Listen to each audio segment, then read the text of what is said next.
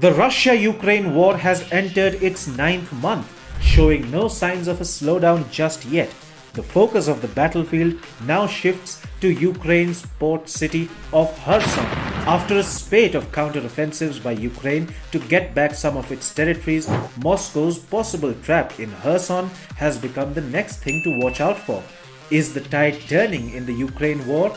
Let's find out.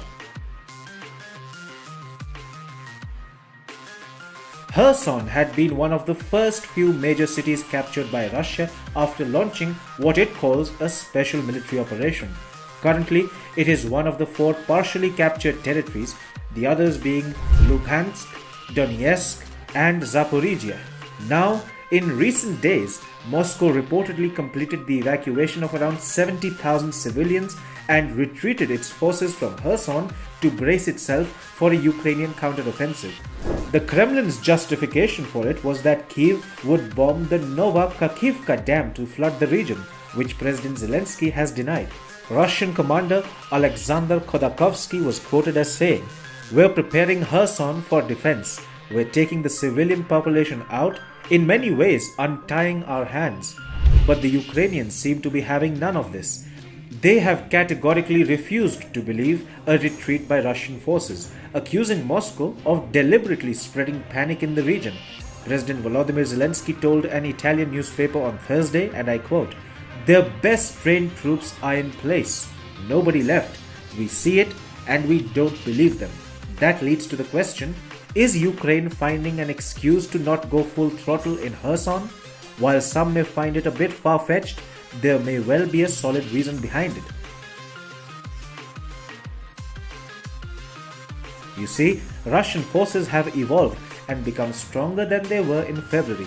In fact, the Ukrainian forces on the ground admit this fact.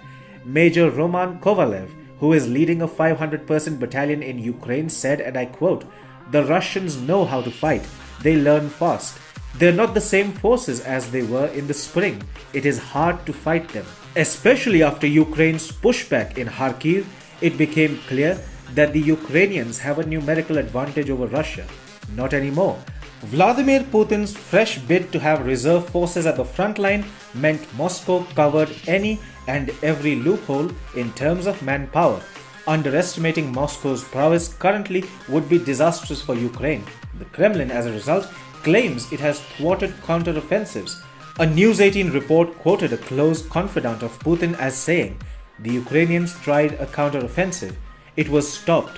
Our side is beginning to advance again in the center, while expecting yet another Ukrainian attempt in the south." But hold on, you may ask, what's the big deal with Kherson anyway?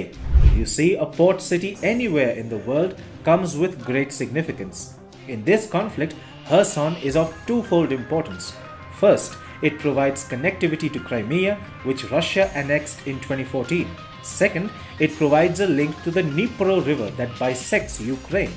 The fact that Russia had the upper hand here so far meant that Ukraine's access to the Black Sea was also cut off. The stage is set. The two sides are contesting for perhaps the most important piece of territory strategically. So, back to our original point. Do you think Ukraine will be able to push back Russia in Kherson?